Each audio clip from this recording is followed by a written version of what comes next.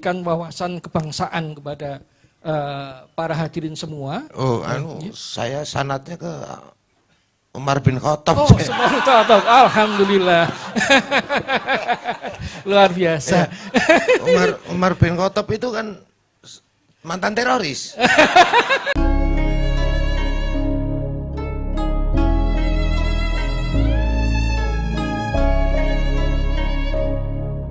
Katolik Indonesia. Mengatakan nggih Romo nggih yang saya anukan. Untuk waktu selanjutnya kami serahkan kepada Bapak Brigjen Nur Wahid ya, Bapak Jenderal Nur Wahid. Ini Gus Fuad saya agak susah untuk menerangkan sanad ilmunya. Kalau Ustadz sama-sama dari Nabi Ibrahim, kalau Ustadz Ali jelas tadi dari kemudian Ustadz Romo Alusius juga jelas. Mungkin beliau bisakah diwakili sebagai wakil dari Kapitayan Indonesia yang tuan rumahnya lah ibaratnya, tuan rumahnya yang kemudian beliau di sini akan memberikan wawasan kebangsaan kepada para hadirin semua. Oh, saya sanatnya ke Umar bin Khattab. Oh, Khattab. Alhamdulillah. Luar biasa.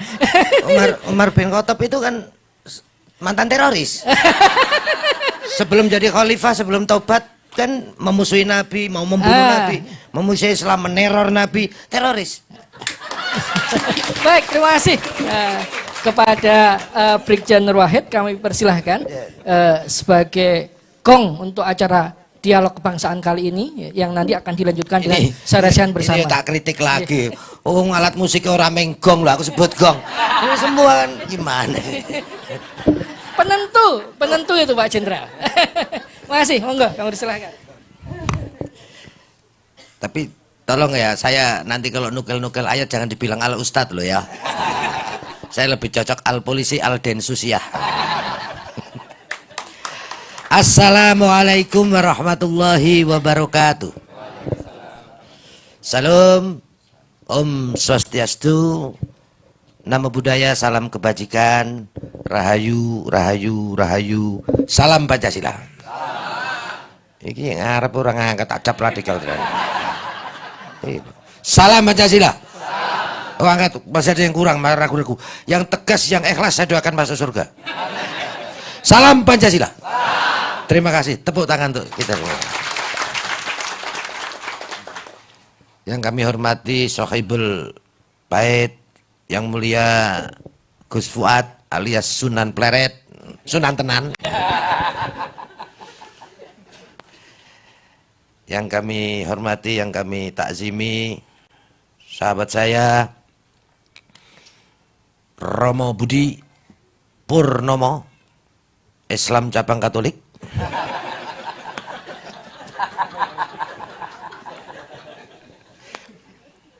Kalau Kiai Said itu NO cabang Katolik, NO cabang Hindu. Kalau saya Islam cabang Katolik.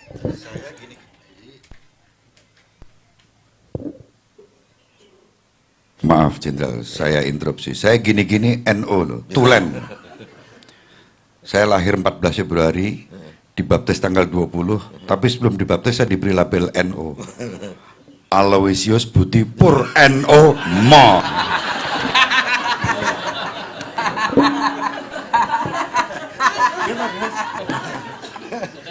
Loh, kalau saya bilang Islam cabang Katolik itu bukan berarti menghina, tidak. Justru Romo nggak akan dikafirkan sama orang-orang Islam karena ada Islamnya. Nggak, maksudnya Islam yang Islam yang eksklusif, Islam yang tadi yang membuat perpecahan dan lain sebagainya. Muslim lah, bukan Islam.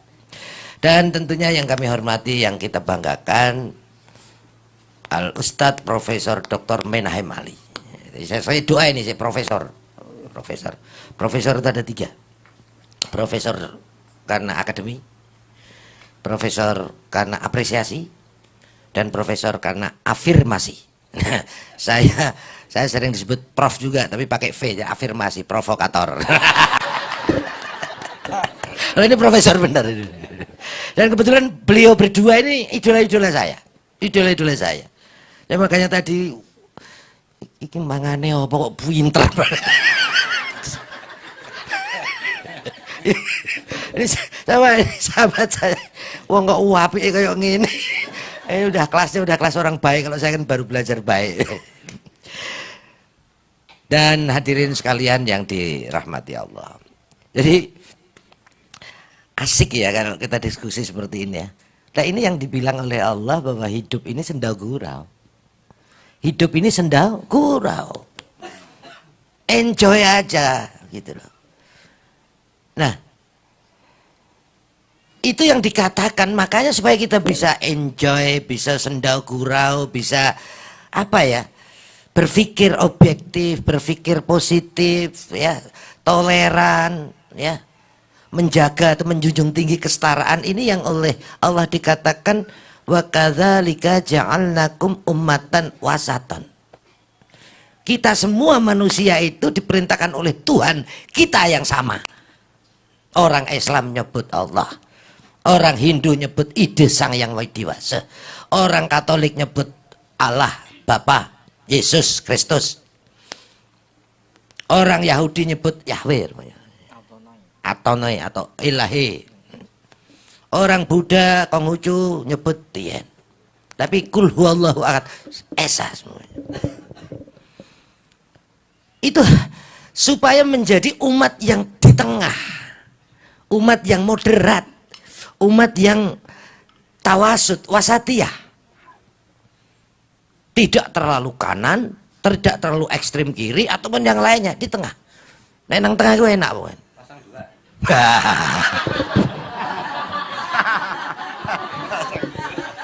Aku lalu.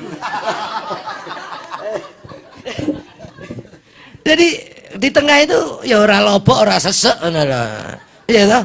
Jadi enak pas gitu. Ini yang sering disebut nasionalisme moderat.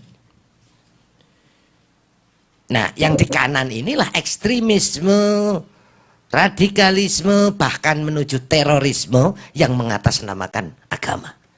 Bukan berjuang untuk agama, tapi menunggangi agama untuk kepentingan politiknya dia. Kemudian yang kiri ini nggak mengatasnamakan agama, tapi dia mengatasnamakan ideologi komunisme, marxisme, leninisme. Sementara yang lainnya, ekstrim lainnya, ini yang mengatasnamakan liberalisme, kapitalisme, sekularisme maupun separatisme. Apakah ekstrim kanan, kiri lainnya tadi ada baiknya?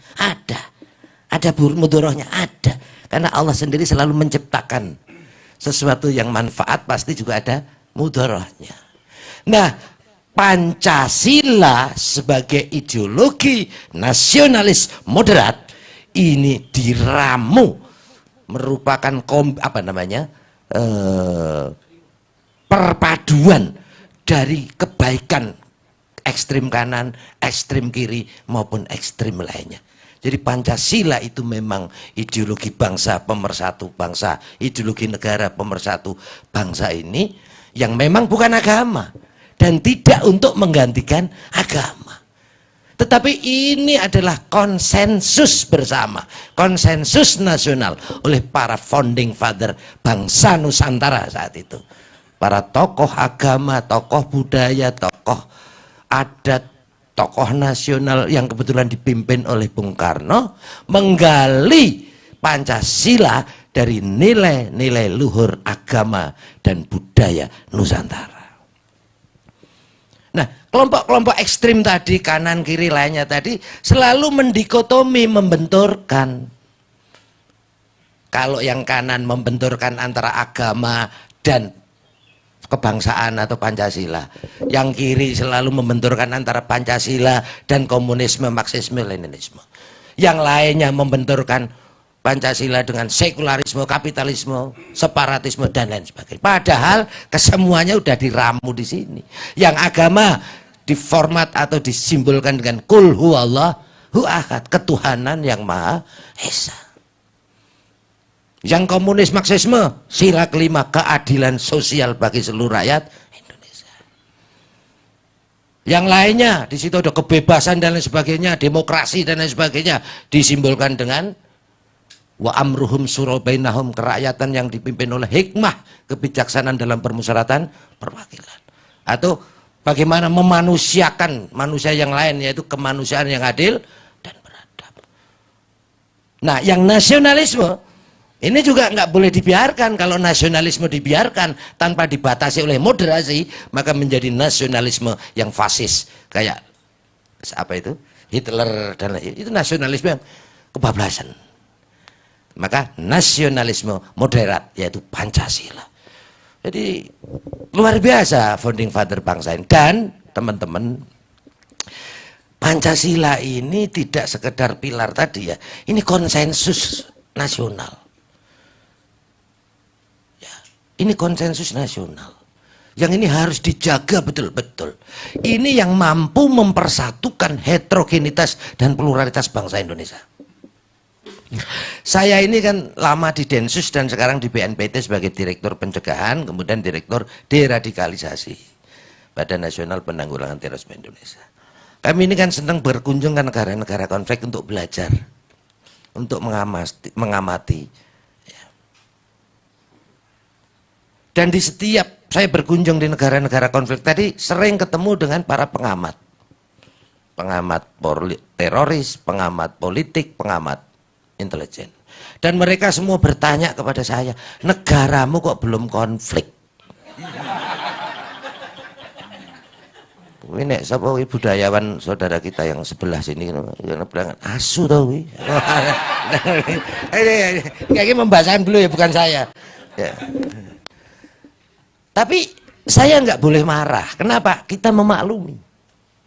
Wajar kalau mereka bertanya negaramu kok belum konflik. Karena secara teori atau secara ilmiah sulit untuk berargumentasi. Kenapa bangsa Indonesia yang begitu plural, yang begitu heterogen, yang begitu majemuk, bahwa bahkan dari perspektif intelijen adalah negara bangsa yang memiliki potensial konflik paling besar di dunia, kok nggak konflik? Bingung mereka. Maka saat itu saya jawab, bangsaku, negaraku tidak akan konflik sampai kiamat, saya bilang. Kenapa? Karena negara kami, negara Indonesia itu sepotong tanah dari surga dijaga oleh wali-wali Allah. Saya bilang gitu. Anda semua bisa tepuk tangan. Kalau mereka, opo kuwi wali-wali Allah, gak ngerti. Orang barat mana tahu wali-wali Allah. Saya bilang, wali-wali Allah itu kekasih-kekasih Tuhan. Hamba-hamba Tuhan, para tokoh agama, para ulama, tokoh bangsa. Ya, yang bersatu melihat fenomena heterogenitas pluralitas bangsa kami, dibuatkan atau dirumuskan ideologi yang namanya Pancasila. Ini yang mampu mempersatukan bangsa kami yang sangat heterogen. Wajar dia bertanya begitu. Indonesia, ini sebagai contoh gambarannya. Arab secara umum, ya, Arab secara umum itu kan hanya satu suku bangsa Arab. Bahasanya Arab. Ya kan? Agamanya Islam. Harus pecah menjadi 21 negara kan. Ada Arab Saudi, Uni Emirat Arab, ada Qatar, ada Kuwait dan lain sebagainya kan. Bahasanya sama. Eropa, ini yang belum lebih paham. Eropa itu mungkin hanya 2-3 etnis suku bangsa. Harus pecah menjadi 28 negara. Ini sekarang mau bikin negara baru lagi. Ini apa, perang Ukraina sama Rusia itu mungkin ada negara-negara muncul lagi. Afghanistan itu hanya 7 etnis suku bangsa. Perang sampai sekarang nggak rampung-rampung. Libya juga begitu. Ini yang aneh Somalia itu. Somalia itu mungkin negara paling homogen itu. Suku bangsanya satu, sama. Agamanya sama, Muslim. Bahasanya sama. Mazhabnya sama. Nah ini mazhabnya yang tadi itu. Yang kanan, kiri, dan lainnya tadi. Yang mengharamkan musik. Mazhabnya sama. Teman-teman kalau dengar nama negara Somalia kan mesti negatif, betul gak? Kalau nggak negara gagal, bajak laut, macam-macam negara konflik, betul. Itu. Nah Indonesia, teman-teman tahu nggak? Bangsa kita adalah negara yang memiliki suku bangsa 1.300 lebih suku bangsa. Bahasa lokalnya itu minimal 700. Bahkan ada yang mengatakan 1000 lebih bahasa lokalnya. Agamanya paling banyak di dunia. Semua agama ada di sini. Jangan dikira cuma 6, itu yang besar aja. Islam, Katolik, Hindu, Buddha, Konghucu, Protestan, itu 6. Lah, himpunan penghayat kepercayaan terhadap Tuhan Yang Maha Esa, kepercayaan lokal sebelum agama-agama datang. Ini paling banyak, ada 1638 kepercayaan. 1638 ditambah 38 masyarakat adat. Ada Kapitayan di Banten, ada Sunda Wiwitan, ada Kaharungan, ada Kejawen, Darmo Gandul, Gandul Mbah Darmo, wih macam-macam. Banyak. Nah, saya kebetulan pembinanya. Ya. Saya melanjutkan Gus Dur, walaupun saya muridnya Gus Dur ya. Dia aku muridnya udah seneng. Disuruh melanjutkan ini coba. Karena apa? Demi menjaga kesetaraan, demi menjaga tadi. Kita tuh Masya Allah. Pulaunya teman-teman, pulau Indonesia itu paling banyak. Ya, menurut saya paling banyak di dunia. Ada yang mengatakan nomor 2. Saya lebih cenderung paling banyak. Kenapa? Ada 17.480 pulau ketika air laut pasang. Kalau air laut surut, tambah lagi pulaunya. Iya. Makanya Sunan Pleret ini nanti kita doakan kaya raya supaya beli pulau sendiri sana. Iya. Karena ada 4.000 lebih pulau belum dikasih nama. Iya. Ada wajar kan kalau orang bingung kenapa negara kita belum konflik. Makanya tadi karena ada Pancasila. Kemudian yang kedua saya bilang, bangsa kami insya Allah tidak akan konflik. Kenapa? Bangsa kami memiliki budaya dan kearifan lokal berupa silaturahmi dan gotong royong. Silaturahmi dan gotong royong tadi diformat dalam bentuk tradisi budaya, yasinan, kenduri, tahlilan. Makanya saya ngejek mereka, negara kalian negara maju. Tapi warganya sehari nggak kerja, sehari nggak makan. Seminggu nggak kerja, seminggu nggak makan. Bangsa kami seumur-umur nggak kerja, makan terus. Iya kan? Ada yasinan, tahlilan, halal bihalal, sedekah bumi. Iya, coba teman-teman googling, ya, di googling. Menurut World Giving Index, bangsa yang paling dermawan di muka bumi, bangsa kita. Indonesia. Saking dermawannya, banyak yang menyedekahi teroris.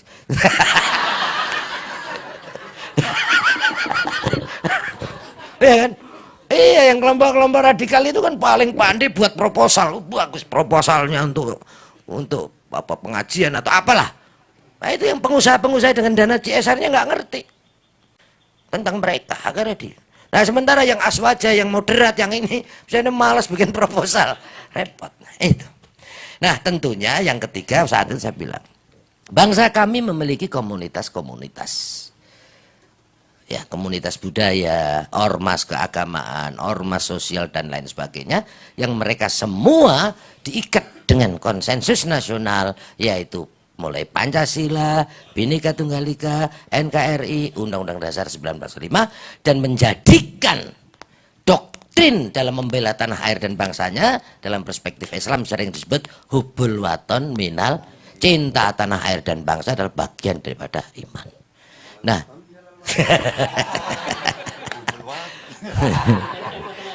NU cabang Katolik. Nah, jadi teman-teman, disitulah kita pentingnya moderasi, moderat, wasatiyah. Kalau sudah moderat, maka ada 5T supaya kita menjadi bangsa yang moderat, supaya kita tetap bersatu, tidak konflik. T yang pertama adalah taat terhadap komitmen kebangsaan tadi. Konsensus nasional. Udah pegang teguh itu. Barang siapa melawan Pancasila, maka sejatinya sedang melawan agama. Barang siapa melawan NKRI, maka sejatinya sedang melawan konsensus atau perjanjian suci. Kalau dia melawan perjanjian suci, sejatinya dia sedang buhut. Takbir. Nah.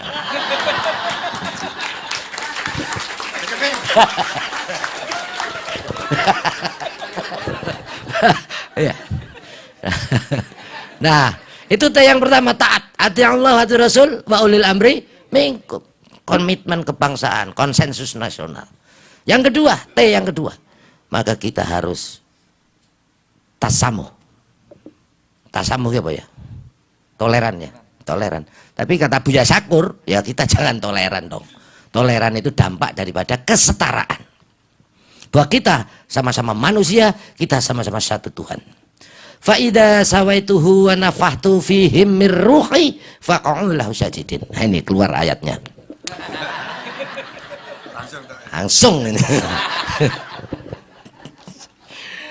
Setelah ku sempurnakan kejadiannya, kata Tuhan. Nya di sini siapa? Adam dan kita semua. Sempurna, ada badan, tangan, kaki. Kalau menurut medis 4 bulan di dalam kandungan ibu kita. Kemudian Tuhan katakan fihim mir ruhi, ku tiupkan ke dalamnya rohku. Kalau boleh nyebut roh kudus, kita ruhul. Lah yang meniupkan roh tadi Tuhannya beda atau sama? Yang jawab beda, tak bilang syirik. Sama. Sama. Kita nyebut Allah, beliau nyebut Allah dan lain sebagainya. Kemudian begitu 9 bulan, ya kan, kita lahir. Mungkin nggak teman-teman yang akan muslim ini, yang muslim ini? Kalau kalian lahir di Bali orang tuanya Hindu, belum tentu. Atau mungkin yang lahir di Vatikan orang tuanya Katolik, sekarang Islam, belum tentu. Artinya kita nggak punya pilihan. Kita given dari Allah, ketentuan dari Allah. Kalau udah ketentuan dari Tuhan apa namanya? Sunnatullah, qadarullah. Beliau jadi Katolik, kotarnya Katolik. Saya jadi Islam, orang tua Islam. Nah, kalau ini yang agak unik.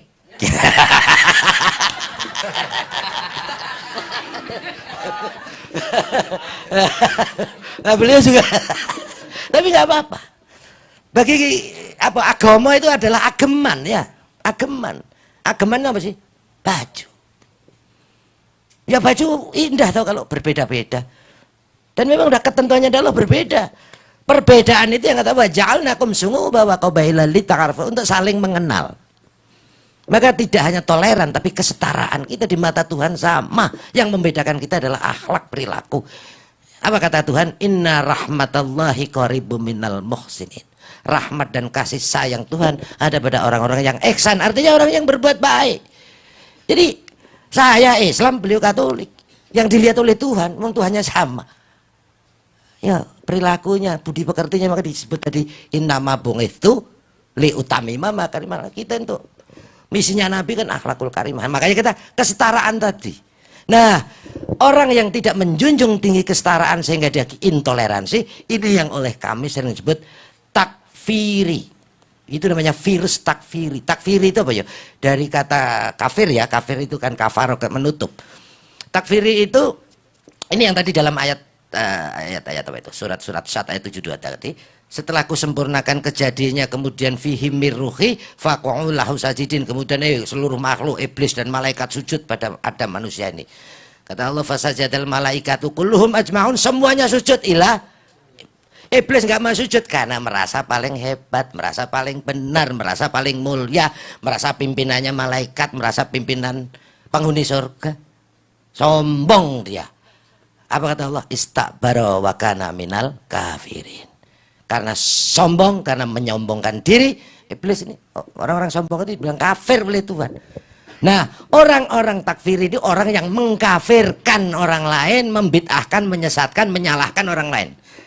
Kafir, bid'ah, sesat, curang.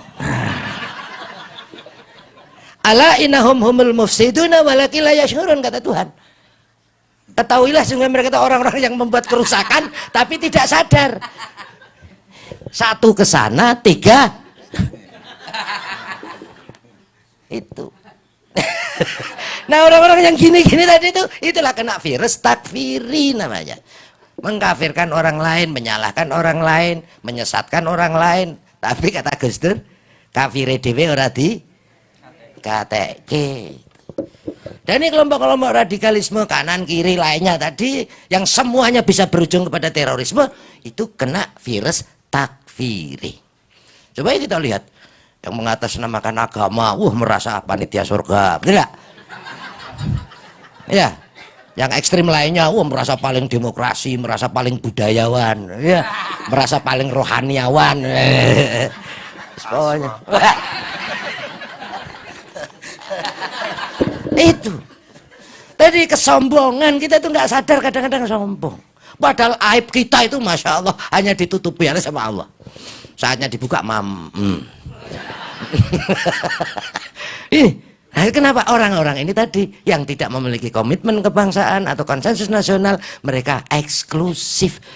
Sehingga apa? Tidak menjunjung tinggi kesetaraan, sehingga intoleran. Nah, T yang ketiga, kalau tadi ada taat, kemudian tasamuh, ya, T yang ketiga adalah ta'aruf. Ta'aruf itu apa? Saling mengenal, ta'arufu saling mengenal. Orang-orang kayak gini biasanya kurang piknik. Ngopine kurang adoh. Betul. Jadi kayak kacamata kuda, kayak TV hitam putih itu. Betul itu. Kurang piknik. Wih, Tuhanmu sama Tuhannya orang kafir sama Tuhan, beda. Dia semangat itu karena apa? Tauhid.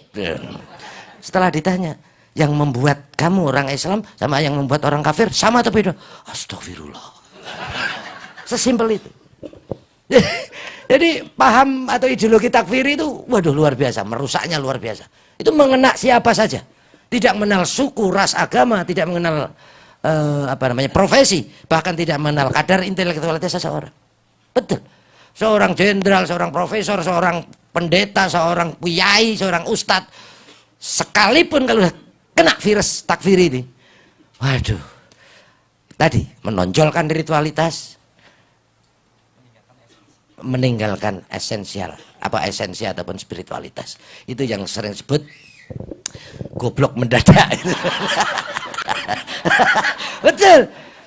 Intelektualnya pinter dia, intelektualnya, kognisinya pinter, hebat, tapi spiritualnya itu karena kesombongan tadi, merasa paling benar. Ya udah benar loh, udah pangkat jenderal, profesor, rasanya itu yang repot itu udah bodoh, miskin, sombong lagi repot ya. Orang kaya sombong wajar. Iblis sombong wajar nggak? Wajar dong, pimpinan para malaikat, betul nggak? Ya kan, penghuni surga, ahli bertasbih, iya wajar. Nabi Adam lo digoda di surga, bukan di peret. Berarti kan hebat ya penghuni surga. Nah tadi karena tadi ta'aruf, ya, kurang piknik, kurang membaca, kurang bergaul. Makanya penting kita harus inklusif, diskursus, ya, melakukan diskusi-diskusi itu penting. Baru T yang keempat adalah mereka kurang tabayun. Apalagi medsos ini loh. Ini kan Masya Allah, ini penyebab, ini transformer virus tadi takfiri yang luar biasa. Ya, makanya hati-hati kalau kita memfollow penceramah atau memfollow tokoh atau ustadz. Kalau tokoh ustadz ataupun penceramahnya itu intoleran, radikal, ya otomatis akan memprovokasi, mempengaruhi. Tapi sebaliknya, kita harus follow kepada ulama, tokoh, penceramah yang mendinginkan, menyejukkan, yang moderat tadi. Dan yang terakhir, T yang kelima adalah setelah tadi tasamuh, taat, tasamuh, ta'aruf, tabayun. D-nya apa yang terakhir nih kira-kira?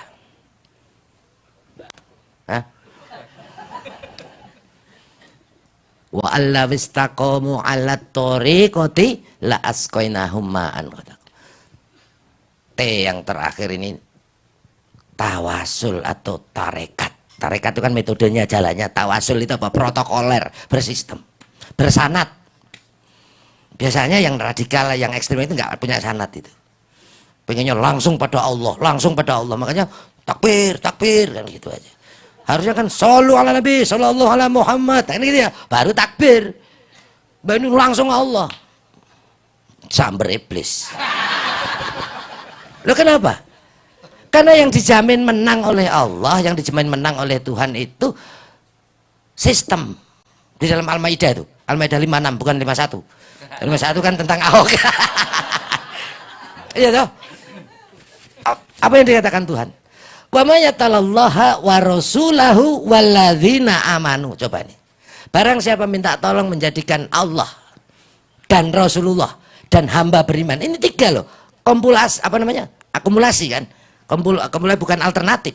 Allah dan Rasulullah dan hamba beriman.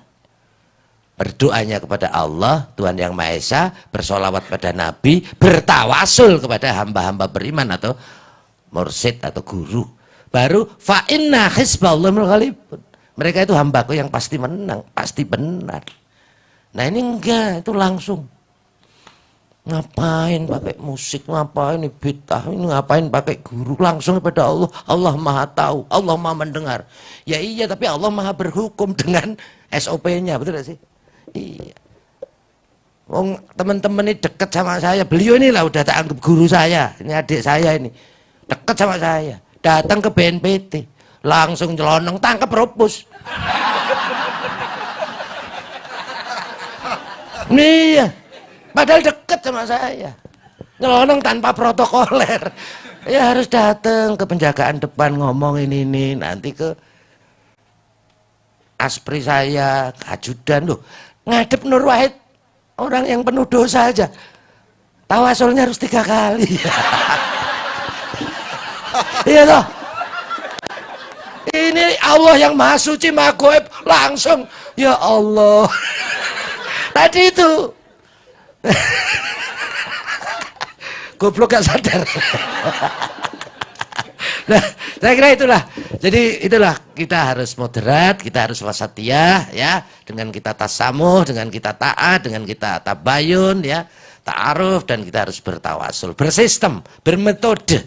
Karena segala sesuatu ilmu tanpa metode ya udah repot. Apalagi ilmu agama tanpa torekoh, tanpa metode, tanpa tawasul. Ah udah pasti kalau nggak radikal jadi dukun. Ya, ya. Makanya ini saya senang ya, apa namanya, yayasan tauhid apa mualaf ya.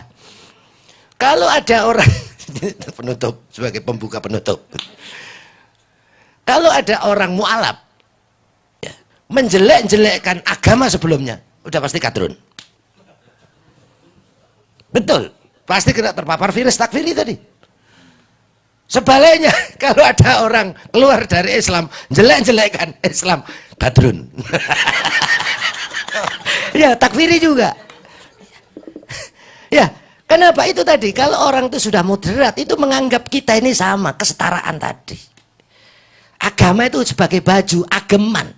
Perbedaan itu sunatullah, kita wajib iman kepada ketentuan dan menghormati ketentuan Allah. Ya kalau mereka pengennya bajunya sama, itu kan kayak panti asuhan. Betul gak? Betul gak? Indah kan beda-beda.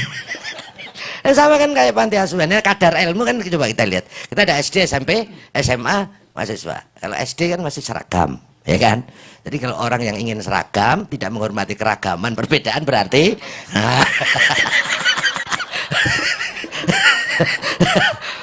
betul seperti itu. Nah itu, sementara itu ya. Jadi radikalisme, terorisme, ekstremisme yang kita diskusikan yang membuat intoleransi tadi ya. Jadi kalau terorisme itu sebenarnya hilirnya, bukan tujuannya. Tapi diawali dengan eksklusivisme tadi, merasa paling benar, orang lain salah. Kemudian meningkat menjadi intoleransi, tidak menjunjung keragaman, tidak menghormati kesetaraan. Kemudian baru dia mindsetnya ingin mendirikan negara agama menurut versi mereka, atau negara atau merubah ideologi negara menurut versi mereka, baru mereka bisa terorisme. Ya, saya kira gitu. Terima kasih. Wassalamualaikum warahmatullahi wabarakatuh.